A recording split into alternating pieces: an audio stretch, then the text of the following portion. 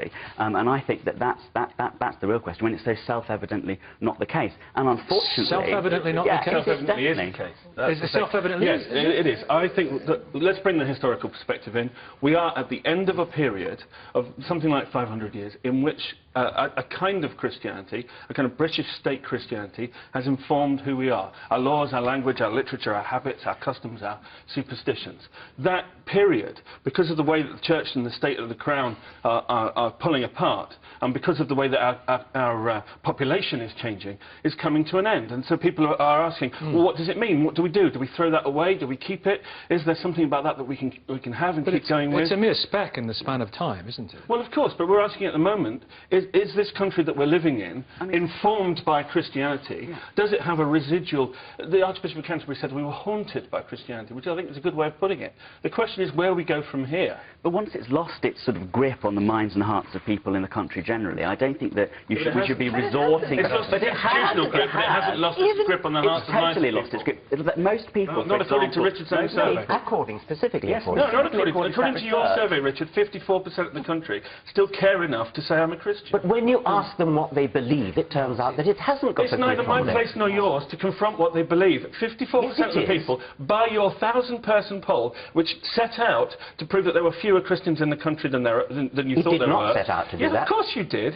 54% of the country still cares enough to put down Christian. They care enough to put down Christian, but when you ask them what they actually believe, it turns out that it does not have a very large part, or hardly any part at all in many cases, in there. Good, and I'm happy to live in a country where the Christianity is ambiguous and generous and allows for other faiths, and where God is worshipped and respected. So is he. Oh my goodness me, I'm panicking. We've had an outbreak of consensus. we can't be having any of that. Cole makes a really important point, and that's that we've got to move beyond this polarisation, actually say what do we want to hang on to, and what do we want to, make new. Okay, that's the important question. Sorry, Jonathan, lady back there, let's hear from you. Is this a Christian country? Well, my personal belief is that this country is built on Christian values, and I think it's a very, very beautiful aspect of this country. I am a Muslim myself, and there's something I value about this country. But I don't think that people are necessarily Christian in terms of the technical details of that faith. I think they have a general awareness or a belief in God. And over here, was there anyone? Yes, what would you like to say? Good morning to you. Good morning. I think we're talking, well, both sides really are talking Christianity in an incredibly practical way. And I don't think we're actually addressing the fact that we have a very moral country. And I think, especially the politicians at the minute, the Tories are using this as a, in light of the riots and things like that, as a sort of moral guidance that they want us to follow. But although I don't like the Tories, I do think that our country isn't Christian in a practical way. The Queen is our head of state, she's head of the Church of England, but realistically it's the government that leads us. We don't attend church, but I think people do still hold those values. Then again, I think most religions offer those values. I think it's very much geographical, actually. I think that the Far East is incredibly moral, and that's, whether that's because of Islam or whatever other religion. Okay. I think it's not as practical as we're talking here. Well, those are interesting questions there, but thank you for that. The whole idea, though, of this sort of slightly vague and some say wishy-washy, but some say comfortable and gentle form of Christianity, and tolerant, as Christina says we have in this country. If you look, I mean, Richard or Andrew, to address this, if you look to France, which is Richard's passed through the battle, which is, avowedly secular, and arguably, as a result, perhaps, of that even, has some pretty illiberal laws, banning of the burqa, religious symbols and so forth. Secularism. Those are very would that not be a danger? Well, I think that you can over-egg the extent to which Anglicanism really has led to tolerance, and it was a very hard, ride, and it burnt itself out with well, literally burnt other people, but it sort of burnt itself out with persecution over the centuries, and then eventually arrived at a sort of, tolerant settlement. But I think that there are many other factors in this country that have led to that tolerant feeling. A sort of a long centuries without any particular civil war or internal conflict, relative prosperity, there are economic factors. Well, we've had civil war in these islands in the last 30 years. Oh, well, OK, that's true. OK, so let's say England and Wales, and Britain, partly inspired by religion. Well, no, because your question was about the Anglican Church, which was only established in... There was some Christianity in these islands, kind of, Well, there are many Christians in France as well, so that can't really be the dividing factor, and indeed the French state funds various Catholic groups, even because of its secularism. My argument would be that, yes, this is a very tolerant country, and that's very much to be welcomed, but I think that the sort of things that the establishment of the Church of England and the artificially inflated Christian figure preserves are far from tolerant. That 72% figure, for example, has been used to justify not just existing state-funded faith schools that discriminate, but an expansion of them. And it's at the hard edge of political debate that that figure is used to actually inflict damage on other people, and that's the problem, and that's why the survey is important, because it shows that those people who are in that 72% or whatever it turns out to be... They're very popular. A lot of people want to send their children to them. There's some of the specifics... Well, not the academically failing. Yeah, yeah, So they only want to send their children. But I just add that I would not ban the burqa. That is illiberal.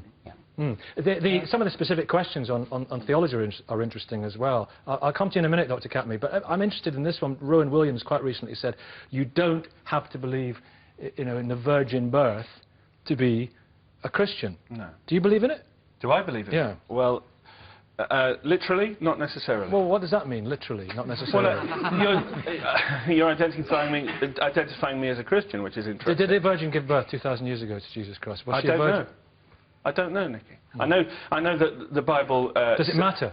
Does it matter to me personally in terms of, the faith that I might have? No, it doesn't. No, it doesn't. I think that we are making an interesting move on the basis of what Andrew and Richard were just saying. This week we've had a comment from the Queen, who's made a shift and has started to talk about the Church of England acting as a kind of broker, using its influence on the state, those things that are left of its influence in official circles, to become a kind of broker for people of all faiths. Now, actually, I think that's a valuable and a positive way forward, possibly. It may be the only way forward the Church of England's got left. Do you believe in the virgin birth, Christina? I do. I do. I believe in miracles, too. And, do you have to believe in the virgin birth and the resurrection of Christ to be a Christian? And the whole thing is that, you see, what is so interesting is that what Richard and his fellow secularists want is for science to be the only guiding force. Well, a lot of religious people are secularists. Well, and for rationality and reason to be our God.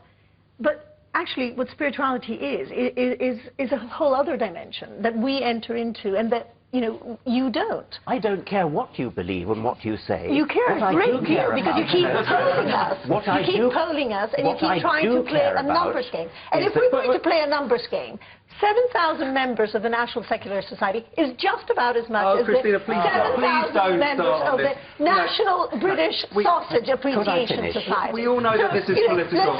Let's not let okay, wait. drive Jonathan, Richard, remind Richard what he was going to say. I was just interrupted. I can't remember. Yeah, it was the point. What was the point you were making? It was the point before that about I'm saying that it's not appreciating.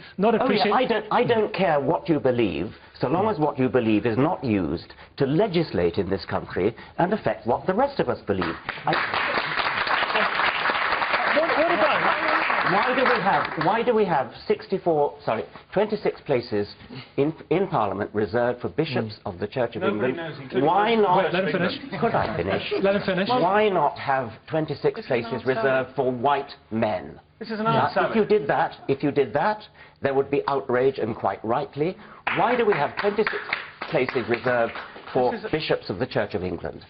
What do you think about this? Well, I don't know about the virgin birth or not. Do you think that's key to being a Christian? Do you think all those sort of fundamental key... It's up to them. If they want to believe supernatural nonsense, that is up to them, but don't force it on the rest of us. Okay, what about you, Dr. Katmi? Dr. Katmi, do you think this is a Christian country? Now, let me give you a Muslim perspective on what you asked. Right. I have been working for the last 30 years with hundreds of Christian organizations, pro-life, family, morality, chastity, marriage, heterosexual, etc. Why I work? Because this is my Islamic values, the same. We share together the same value. And these values are very few today implemented. What's going wrong? I disagree a lot with Professor Richard Dawkins, but in this point, it's not Christian country. Christianity, 10 commandments are broken day and night by majority of a Christian in Britain. We badly need to go back to Christian value. And if you implement your Christian value, we have our Islamic value, the same. exactly like you. But at the same time, we believe, by the way... Are you talking about licentiousness and depravity, all those things? Is that what you're referring to? Yeah. We believe in Virgin Mary, we believe in Jesus, we believe in Ten Commandments, etc. A lot of potential, 2 million British Muslims to the Christian Britain. But practically, we should be careful. Don't say just Christian country. We are practically multi-faith country. We have many religions. Okay, so we need to be aware of that. Okay, right, go on. So 2 main points I want to make. First of all, it's important to remember that faith is a force for good, and I think it's often portrayed that, you know, there's always a chance of that there's something like just inherently kind of extremist about religion, so you have to actively moderate it. That's not true. Now, secondly, the thing is, when you look at the poll that's been commissioned, that it says that people are not Christian according to this textbook definition. The thing is this: over time, there's been evolution of people's affiliation to their faith. Just because they do not tick the box according to what we may consider to be traditional, religious people, does not mean that they are not religious. I mean, like I said earlier, that they cared enough to tick the box saying, I'm a Christian. So you cannot say that because they don't follow all the commandments, therefore you are not a Christian. It's like saying, like, it's a very poor example, that on Radio 4, when they hooked you up, Professor Dawkins, that you couldn't pronounce the name of the book of Charles Darwin, that therefore you're not a good enough atheist. That's wrong. Same thing, you can't do that to a Christian, saying just because you don't go to church as regularly as it says so, therefore you are not a good enough Christian. That's incorrect. You cannot go down that route.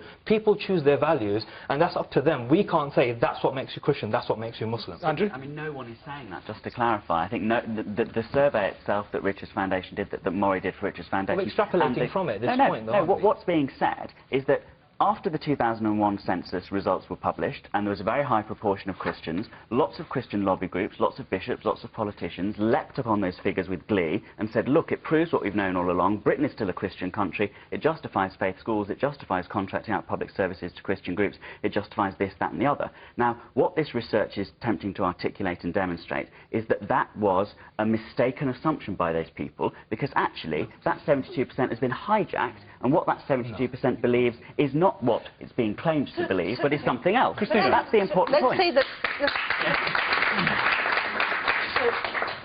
So, given everything that you say, does that mean that you want the state to take back from the religious institutions any work that they do with youth, any work that they do with schools, any work that they do... No, certainly not. I think what is the point? Schools... What is the point of doing this poll? Well, it wasn't my fault. Okay, Christina, what would, if there were to be a sudden awakening of atheism and also secularism, two different things, what would we lose? I think we would lose a great, great deal, because we would lose in the public space. We don't want just the government to be dealing with running schools, with running charities. We want voluntary spirits, and many of them are Christian. These faith schools are state-funded. They're not voluntary. They're government-funded schools. But many of them aren't, and what we don't want to have... No problem with that. It's the state-funded ones, which are a third of all our state-funded schools. But are you going to have state-funded charities? Are you going to have state-funded